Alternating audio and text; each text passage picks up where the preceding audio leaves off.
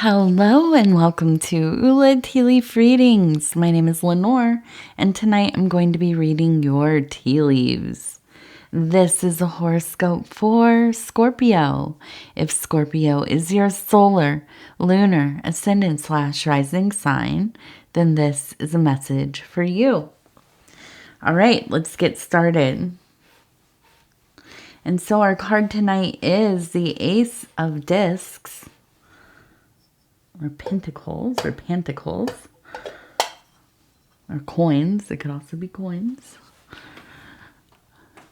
Okay, let's take a look and see what do these tea leaves have to say tonight. And if you have not subscribed yet, please think about doing that. You can hit the little bell. It'll let you know when the next readings are coming out. It is free to subscribe. I was just taken in by this image up here. It looks like a face. We have the eyes and the nose and the face, and this is kind of the hair. It looks like the person's maybe kind of looking this way. And immediately I think this is like a grandmother. An auntie, a great grandma, maybe even a mom, but somebody who is maybe a little bit older, right? And I feel like maybe they are. I get the feeling that they are likely transitioned already, that they are not.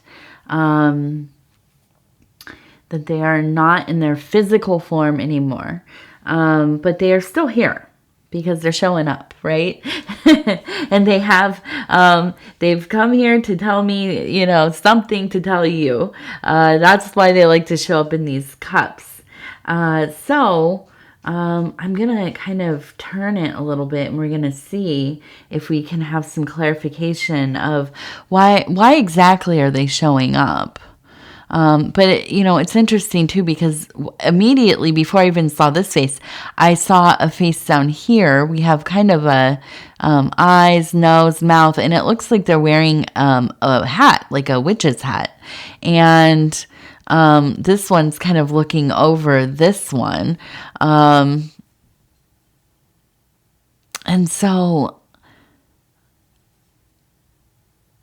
then we have, it looks like...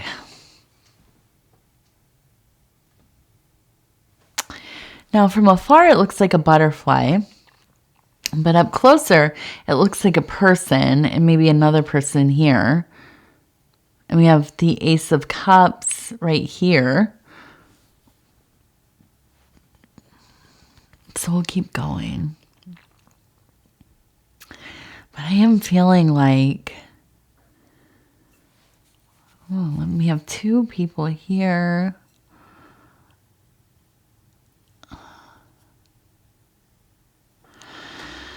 We have a smiley face down here. Look at the eyes, the nose, and the mouth. Okay, so I get the feeling, and where did we go? Right here. Yes, that's it. Okay, so I get the feeling here. This almost kind of feels like old beef, honestly. I feel almost like there was maybe a rift in the family. I almost kind of feel like there were two sisters that, that maybe once were very close, and something happened that kind of really drove them apart.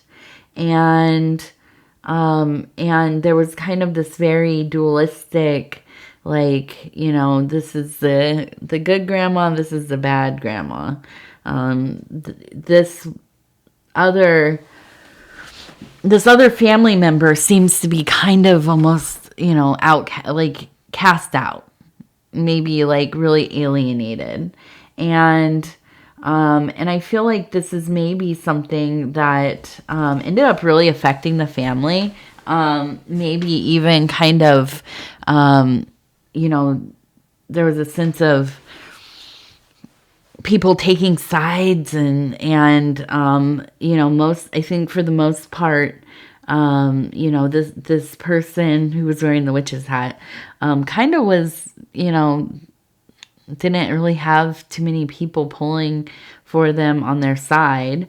And I wonder, you know, if this is a person that you kind of, even in your youth, and I imagine this stuff maybe happened in your youth or even before your time, but if you did not really have a lot of empathy for the fact that there was this, you know, maybe a very loving and lovely grandmother, mother figure, but just for whatever reason, and maybe it remained a mystery, really, why they could not get on the same page. Why couldn't they mend their relationship?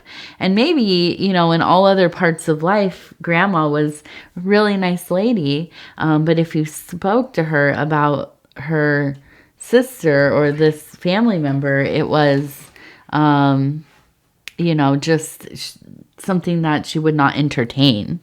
And I think that that was maybe kind of, you know, it was, hello, Pudgy. Pudgy came to say hello. All right, go on now. You got to get off my shoulder, Bubba. There you go, baby.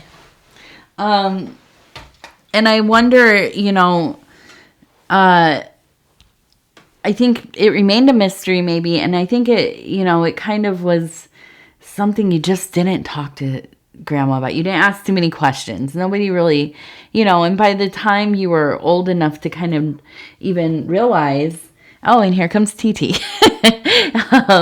You know, it kind of already was something that was very like ancient history.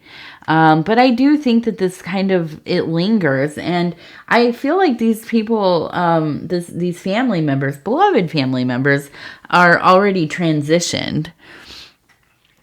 So, you know, I don't know if this is something where you kind of wish you knew more. If this is something where maybe, you know, both of these women are still very present in your life. They are kind of guides for you. But I do think that through this situation, even if it never seemed like that big of a deal for you directly, I think it really kind of set the tone for other people in the family to try to value their relationships a little more, try to work things out, trying to be a little more open and forgiving and close to one another. But, you know, we can never know what really goes on between people. You know, sometimes it's like, it doesn't seem like a big deal from the outside, but whatever has transpired can be something that's really unforgivable. And, you know, and you know, I don't have any, I have no advice about that besides, you know, family stuff is hard. But it sets the tone for, even if it is kind of subconsciously, if it's passively, you know, it sets a tone, for everybody involved. So that energy really, seems quite strong. Okay, so now we are talking about the butterfly here. And so we also have kind of these two people here, right here and right here. And I feel like there is a sense of this actually being two people. Maybe this is a companion or your partner or a spouse or, you know, somebody that is important to your life, somebody you are very close with. But I do think in this next period of time, in this next year at least, there will be a great evolution, a metamorphosis of the relationship. And I think it only gets stronger. It gets, there's a, you know, a deepening of the relationship. There is a a sense of union here, kind of unbreakable and quite beautiful. I think this is something that is important to you. You know, maybe one of the few relationships in your life where you've put in a lot of effort. You've been, you know, very mindful of this person. I read something recently where it was talking about how, you know, you really can tell that you are beginning, or you are in love with somebody, or you love somebody dearly, not because you just want to do things for them or express your affections, but when you start to consider the well-being of somebody else, thinking about, if I do this, how will this affect this person that I love? If, you know, I decide to, you know, change my life in some way, how will this affect the person that I love? Now, we of course have to prioritize our own well-being and our own path. But, you know, I think that when we do come into union with somebody, or we've decided that we are going to grow a life together, you know, and kind of intertwine our trees, if we think of ourselves as trees, you know, you have to consider, like, this is decisions that we need to make are for ourselves as a unit. Okay. And so I feel like this is very much that energy. And here comes TT. Hi, TT. I start petting her without even realizing. I'm just so used to her running the show here. Okay, so that is a beautiful, you know, thing transpiring. And I think, you know, if this is a relationship that has been in the works for some time, maybe even years, a real renewal of the passion here. And I think really deciding that we're really going to work on this year. This is going to be our big year. We're really going to, you know, meet some goals together. We're going to be reacquainted with one another. You know, make sure that we're prioritizing time together. You know, getting creative and exploring the world together, and all these kinds of things. And I think this is something that, you know, maybe even at times you've thought, it's not even worth putting in all this work. Things are troubled. We're comfortable, but, you know, it's not necessarily very passionate. We like each other enough, right? And that's good enough. But I think this is kind of like, you know, that real shot to the heart there. There's I think, growing desire, passion, and expression of sensuality here. And yeah, I think it's, you know, one of those times where it's like courting one another, you know, and maybe this is somebody you are dating, or, you know, and as I always say, this can be applicable to yourself as well. You know, this doesn't necessarily mean it has to be another physical person. This could be the courtship of the beloved, the union of the divine, and you yourself doing deeper work where you're becoming unified with yourself, you know, really falling in love with yourself once again.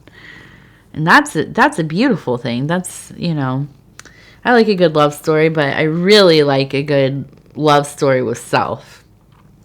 That's maybe why I like the Saints so much.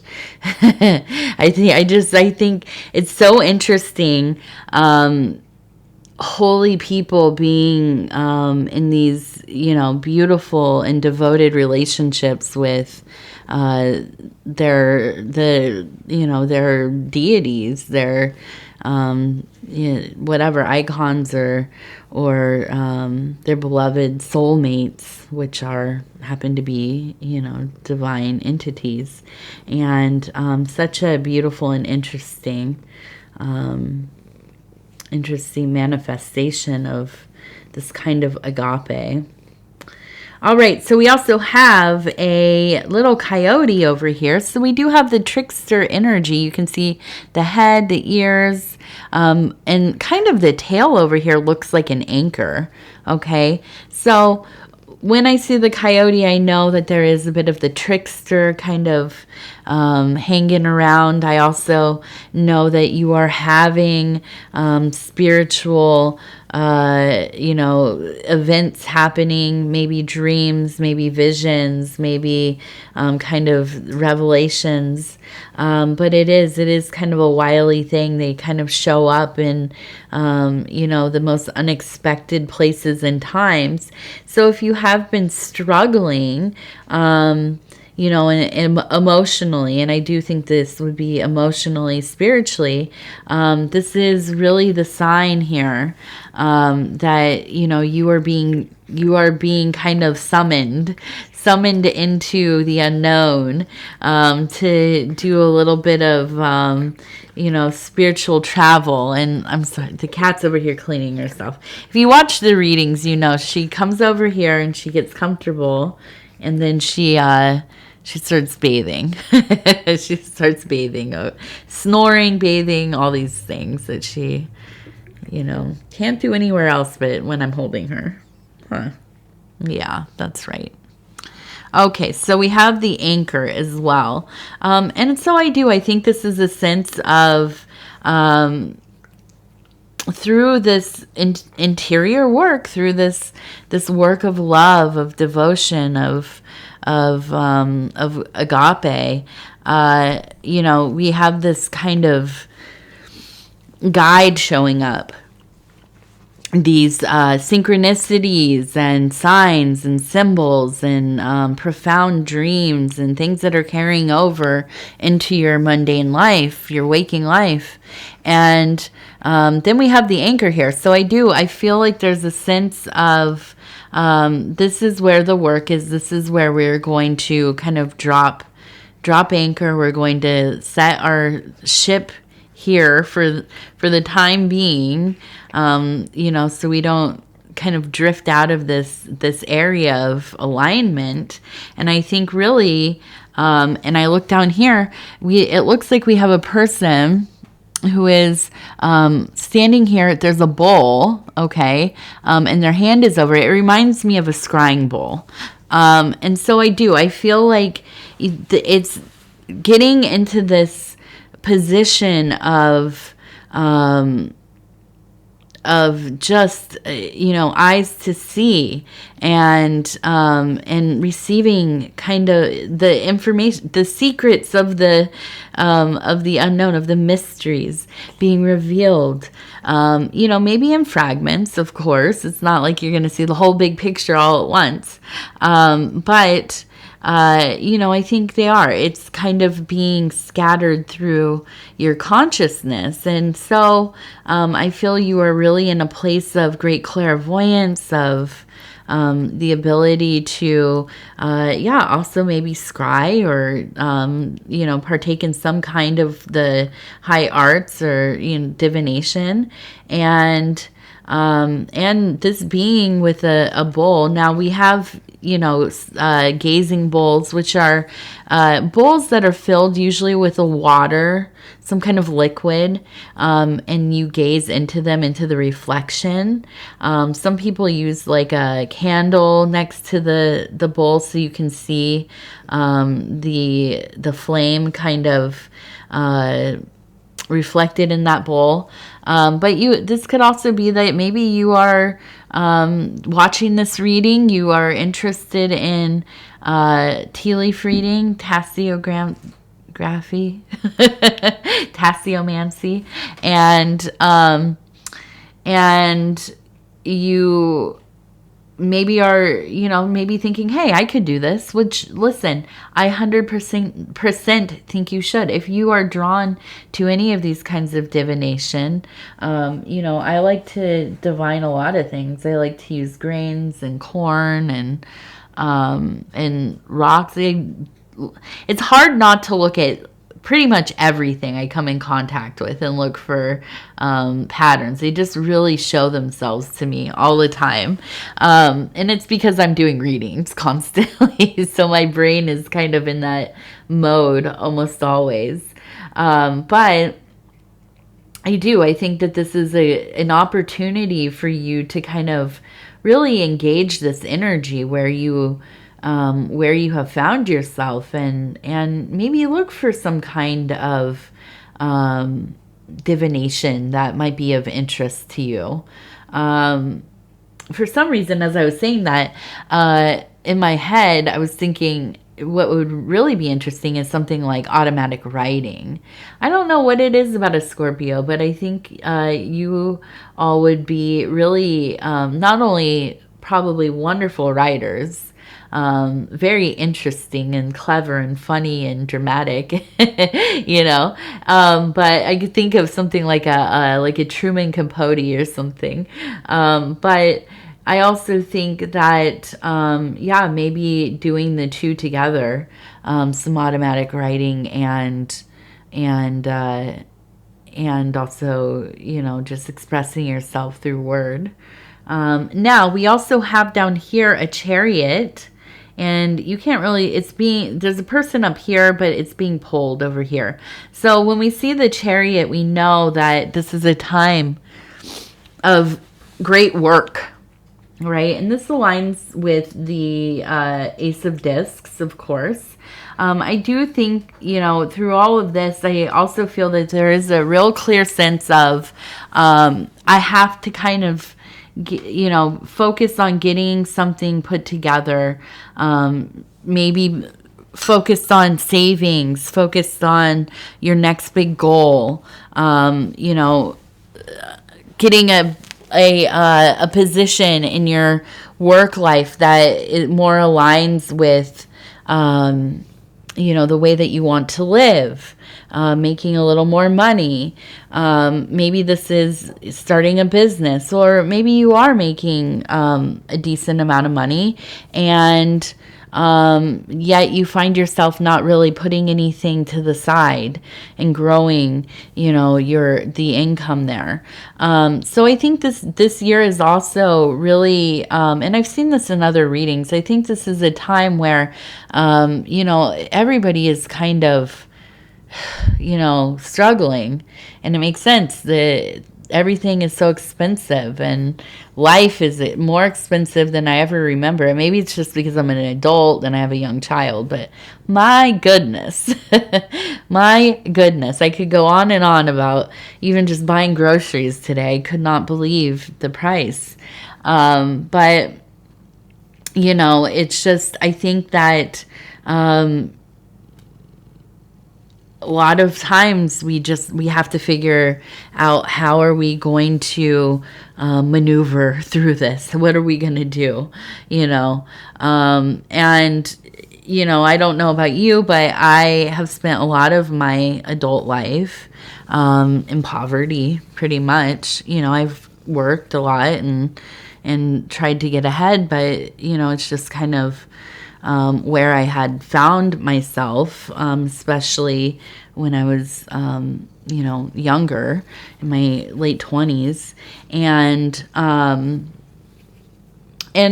for me, the thing that I feel that always, when I was feeling like I could not do anything, I didn't have any opportunities, I waitressed for a long time, and I felt pretty stuck, and but what I always did was I continued to teach myself things. I continued to seek out people or situations where I could be learning new skills, finding out what I liked. How could I apply one skill set to another, and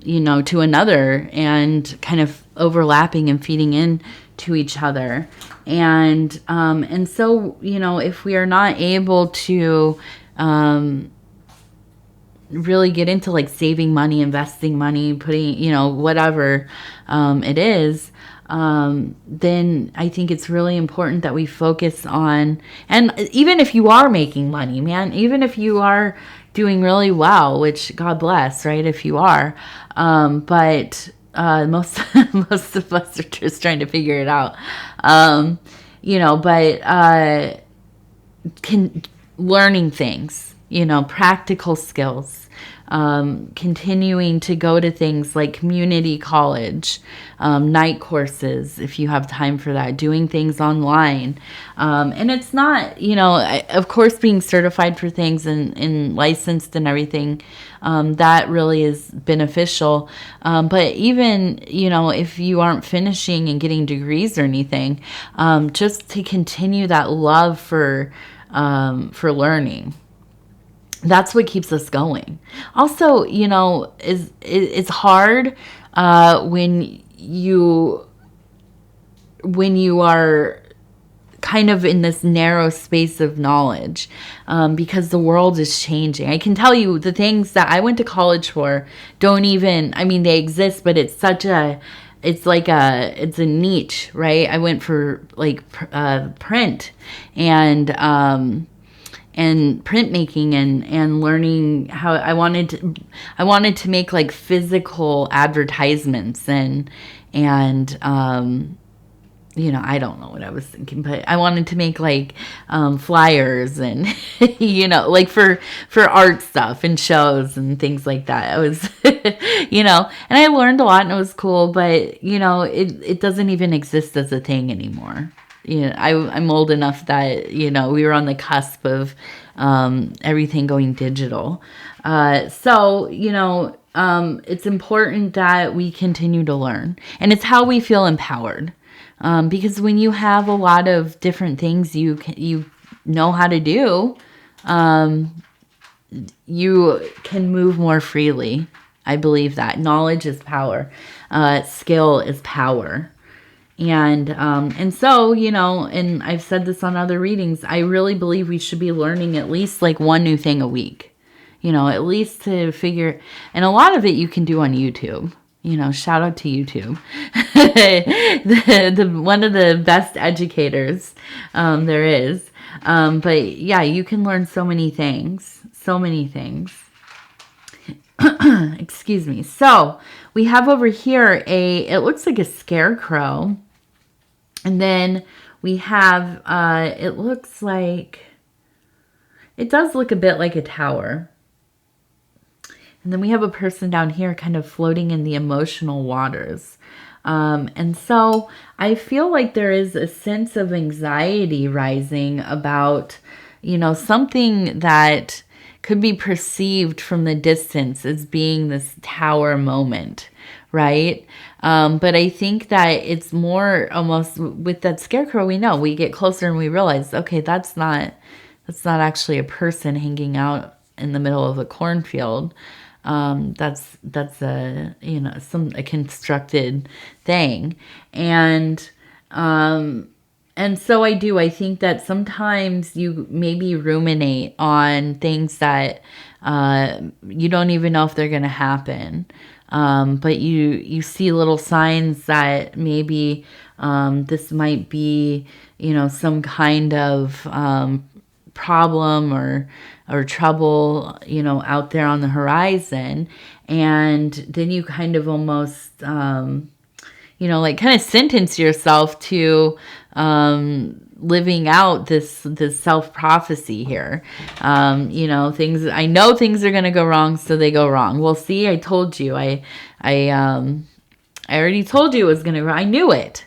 Well, yeah, because we set ourselves up for things to kind of, you know, get bad here.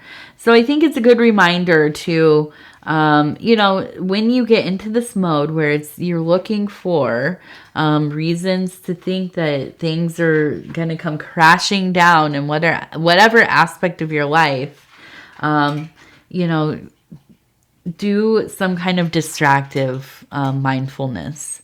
Do something that eases your anxieties, gets you kind of grounded, centered. Go for a walk.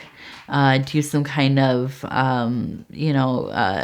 intentional movement. Maybe, like I said, learning a skill. And the one I always like to say, get out there, and if you don't know how to make a fire, figure out, get on the internets, get on the YouTubes, go learn how to make a campfire.